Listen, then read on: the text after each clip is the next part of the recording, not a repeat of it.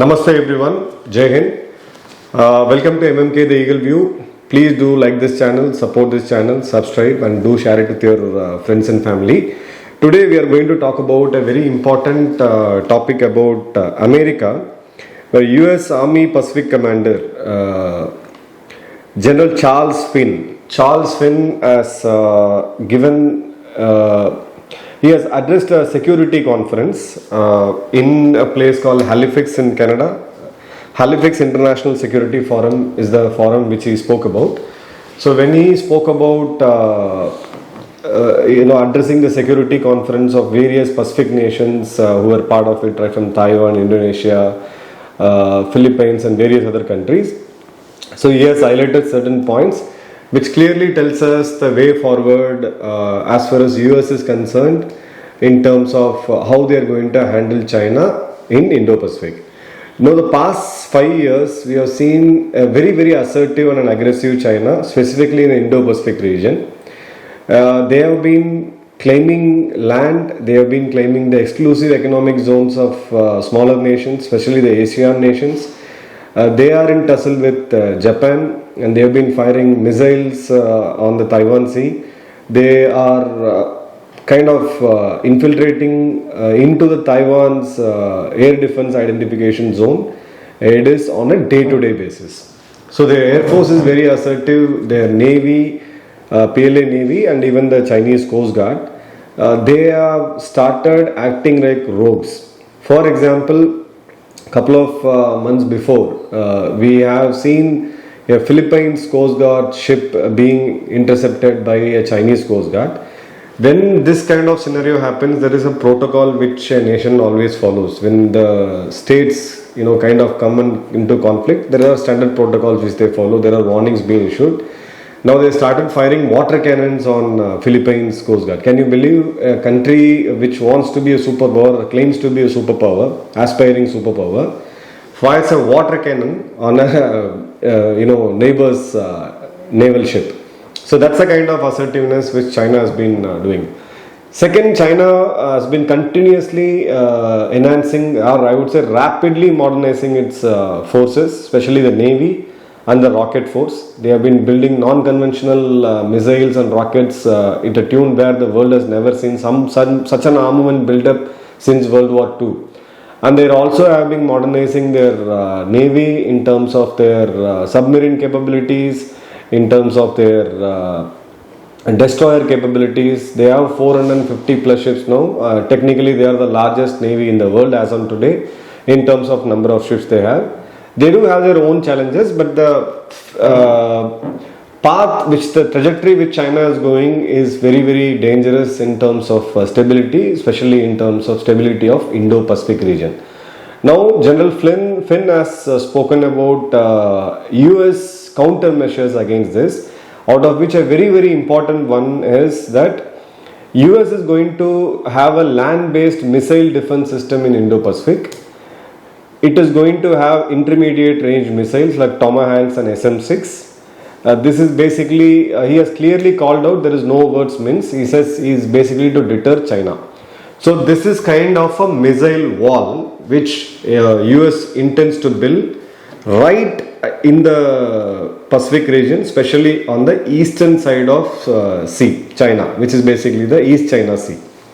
So the countries which come close to these countries, because US doesn't have its own landmass in that place, they don't have a sovereign territory there, but they do have a lot of partners. We spoke about those 4 island nations, small island nations which US controls. Micronesia, we have seen the smaller islands, Solomon Islands, PNG. So apart from this, they have their very strategic partners like Philippines. Philippines is almost tied up with the US now. They've just done a joint military exercise very very close to the South China Sea. They have their old time friend Japan, who also acts as a military base for US. A lot of US military weapons have been placed in Japan. And in future we may know countries like Australia, New Zealand. So these countries will also be roped in to have this missile base. So this is a land based missile system, it's not a sea based missile system. When we speak about land-based missile system, in general, Finn says it's a land-based missile system. Secondly, it's going to be intermediary range, which is somewhere between 500 kilometers to 2,500 kilometers. So obviously, it has to be placed very, very close to China. So those island chain of nations, the first island chain, is where we can assume that these missiles are going to be placed. And there is going to be a full-fledged missile defense system. In Helix, he also said that we already tested 2 batteries of these missiles, and he says that very soon we are going to deploy it in your region. We are not saying when and where. Now he clearly says the plan for 2024 is that to place a intermediary range missile defense system in Indo-Pacific. And secondly, he says that I am not going to tell you, it is going to be deployed in your region. Whom he is addressing is those 20 nations who are part of the US Security Cooperation, who were attending the Halifax International Security Forum. Now, let's look at the range of missiles he has mentioned about. Deployment of land-based Tomahawks, which is like 2,500 kilometers. This was prohibited. US signed a treaty with then Soviet in 1987. It's called an Intermediary Range Nuclear Force Treaty. So, as per this Intermediary Range Nuclear Force Treaty, US and its counterparts, the countries which like its opponents, which used to have, which has a nuclear missile, should not be deploying these missiles. So, you can have it in your own land, you can have it in your own sovereign territory, but deployment of these missiles elsewhere, maybe in an island or in a different country, is prohibited. But US withdrew from this particular treaty in the year 2019. It was done by Donald Trump. He says Russia is not following any of the guidelines of this treaty, so neither we are going to do it. So US has officially pulled out of it. Even though they pulled out of it in 2019, they have not deployed such missiles elsewhere apart from their regular Atlantic and Asia Pacific region. And these missiles are there very much in their aircraft carriers, ship carriers. But this missile was not deployed outside US. Now they have called it very, very clearly, we are not bound by the treaty because we have pulled out in the year 2019 from the Intermediary Range Nuclear Force Treaty. So we are free to deploy our intermediary weapons elsewhere. Now he also says, apart from these missiles, the intermediary range missiles, once this is fired on an adversary, the adversary in the sense it is China. It's very clearly called out that to deter China. So we don't have to mince words here. If the missiles are fired at a given situation, hypothetically, it will also be followed by US Army's precision strike missile. So they are talking about taking precision strikes. So it may be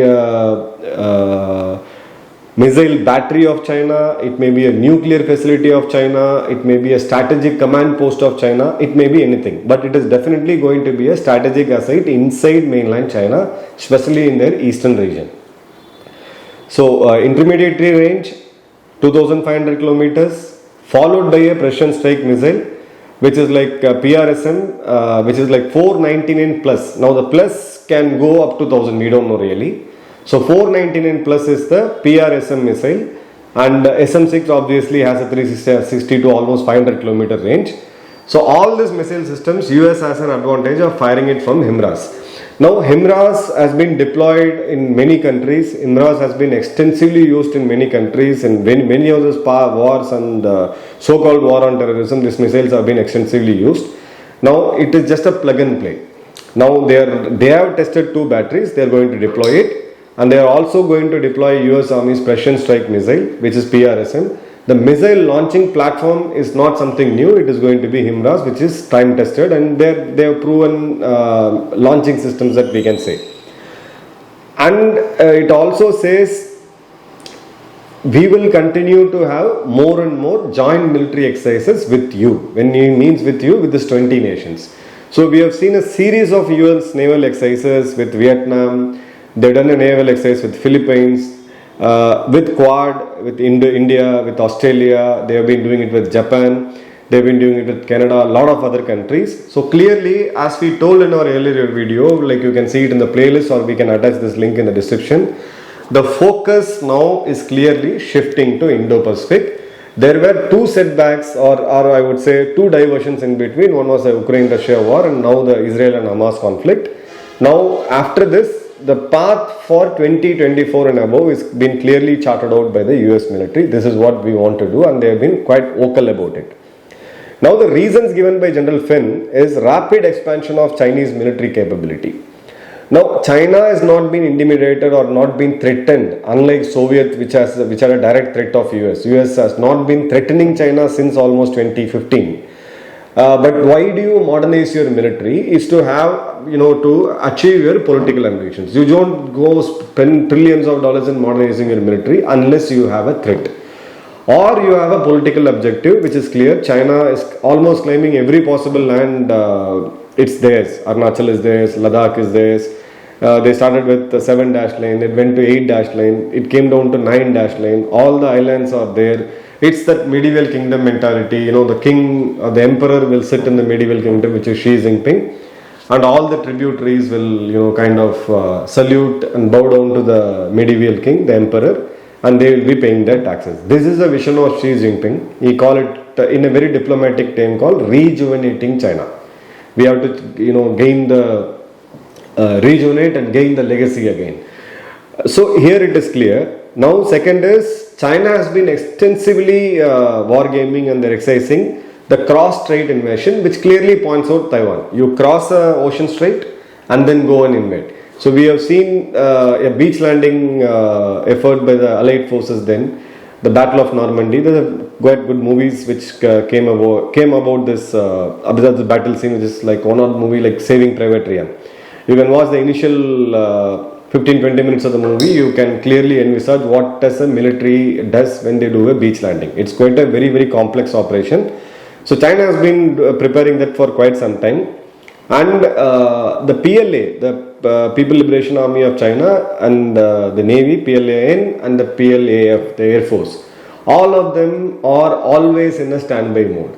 So the army does a war gaming, it does its peacetime duties, the military, and as and when required, they will be moving to a standby mode, which is like you are booted up. In case of an eventuality, you are good to go. You are good to launch an offensive operation, or you try to defend an incoming attack. Third is the stand down. A couple of points, you do a war gaming, you are up for quite some time. The situation has been diffused. The tense situation has been diffused by diplomats, by way of talks, government to government talks, and then you stand down and come back to your original thing. But here, the PLA, Navy, Army, Navy and Air Force has been in the standby mode for quite some time, with almost in all their borders, especially if you see their western border, our eastern border. They have been very aggressive, they are deployed, they are armed, they are equipped. If they want, they can launch an attack on India. Similar situation is happening with Taiwan, similar situation is happening in a lot of other countries, even with Japan. So he says that these are the three major reasons where US wants to protect its allies and US wants to protect the stability of the Indo-Pacific region. That is why we are going to have our missile defense system deployed in the Indo-Pacific region. And he also says, there's a Taiwanese defense expert who was part of this conference, says they also spend a lot of money on cyber warfare. They've been spending a lot of effort and money on propaganda warfare, especially in the upcoming January elections of Taiwan. He says that China has deployed three strategies. It's misinformation, misinformation and misinformation. So this is a scale of influence China tries to have on other countries, which is democratically going for elections in the next year. So they have a solid footprint in the US elections. They have influenced the US elections in the past, and they are going to influence the US elections in the future as well. But unfortunately for China, the domestic politics of US has seen a drastic change post-COVID. Whenever a politician fights an election, a political party fights an election, they always have to identify an enemy. It may be an ideology, it may be an ideology backed up by a political party, or it may be a political party, or it may be a political leader internally. Similarly, they have to identify a threat for their citizens externally. In the past election, China was kind of projected as a threat by Trump. Not militarily, more towards like economy. They are like stealing our intellectual property rights. They are stealing our technologies. They're infringement, copyright infringements, and then you have patent right violations, loss of jobs in America. Chinese taking over US universities, education system, Chinese trying to influence in the US media. These were the charges, but nothing was specifically militarily. Whereas Democrats fought elections against Trump. So they said like Trump messed up everything, we have lost our allies externally. So there was no external threat which per se played a very important role in the US elections, in the last US elections. But in the coming US elections, both Democrat and Republic has been going ruthless. Their political speeches are based on China. They have clearly identified Chinese as a clear threat for them, China as a clear threat for them. US citizens have been bombarded with such a propaganda by both the parties. They have clearly identified that China is going to be a threat for us. Only the Republicans can save US and make US great again. Trump is coming back with them. Trump's primary competitor, Mr. Vivek Ramaswamy, again speaks how to tackle China. He says Russia is not our enemy, we can solve this. I will end the Ukraine-Russia war. I have plans for China. We need to deal with China. We need to develop more this thing, and we are going to spend more on military. Biden is going back and go to the elections and says that, see, this is what I have done to contain China. We have contained them here. We have done this. We are increasing our nuclear missile range. We are doing our war gaming with various countries. We have COTSAs and other agreements coming up with various nations. We are taking China very, very seriously, and we are kind of going on with ruthless sanctions on China, economic war. So, who opposes China more is going to be one of a core issue in the coming US elections. Who is going to oppose China more, or who is going to literally contain China? It's an ego issue of a nation, of such a great nation called America. So now even if China influences this election, it is not going to be on who is going to support China. A party which supports China will be like funded by China or will be influenced, social media, the algorithm hacks and so on. So it is going to be on the leadership. Who is going to be a better leader for China to handle in terms of the next US presidential elections. So US wargaming are going. And US has been wargaming. The first battery of this missile defense system has already been deployed in California. They have been extensively wargaming. And their commander says the US wargaming is against a large scale conflict against a peer advisory in jungle and archipelagic conditions. Now, if you understand jungle warfare, landing in an island, archipelago is basically your smaller islands. So you have to go fight in one island, put a base, establish a base, fight, and then you have to have an interconnect with another island. Extensive use of naval assets, air assets, aviation logistics support. So they have been practicing this without naming China. But if you read the sentence again, large scale conflict against a peer advisory in jungle and archipelagic conditions. So it's clear. They are also been wargaming with China, with soldiers, 5,000 odd soldiers from 5-6 different nations, including Philippines, Taiwan, Japan and US. So now they are saying that moving war assets from island, landing, operating in wet conditions, the military has to physically land, get their boots wet, get their legs wet in the oceans, then they have to go and attack. So they are kind of saying, pointing out Taiwan here in support of Taiwan, or opening up various other fronts in the eastern and the southern China Sea, South China Sea. So this is what they have been practicing. So the tone for the geopolitics for 2024 is clearly set. Now when US missile defense system is established, is China is going to sit quiet? No, they have been aggressively, very, very aggressively increasing their nuclear pile. From the existing count of 400, it is going to go as high as 1,000 plus in the next 4 to 5 years. So this area is going to be highly active in terms of geopolitics, in terms of the military might assets. So both the countries are equally going to assert. US always goes with a lot of partners. So US-India partnership also means a lot here, because when China has been pinned down in their eastern and in the southern front, The northern front of China is very clear. They boundary with Mongolia and a couple of other countries like Russia, so that's not a threat for them. So if US increases their presence in east and in south, now will it force China to reduce its deployment in their western theater, which is our border with China as of now, the occupied part of it? So that is a question which we need to, Indian think tanks need to analyze. And secondly, US is also, the generals are also vocal about India's partnership, more aggressive steps in terms of containing China. They want more action from India. In fact, their presidential runner-up Vivek Ramaswamy, in an interview he spoke, I heard about him saying very, very clearly that we need India's participation, we need more of India's participation in the Indo-Pacific region. So that means America has been demanding a military base in India, and we also have a logistics agreement with them. So what we are going to do in terms of allying with US, what level of alignment we need to have, and we had just concluded the 2+2 talks with Aditya, spoke to you in detail in the previous video. So a lot of things are building up, but our analysis in terms of the geopolitical focus in the Indo-Pacific region is again getting reset. Now it has started moving in that direction. We may have intermittent shocks in few African countries or maybe in the Middle East or even in an extended Ukraine-Russia war. But the set US has set its priority is very, very clear. It is going to be Indo-Pacific and the enemy is China. So let's see how this game begins.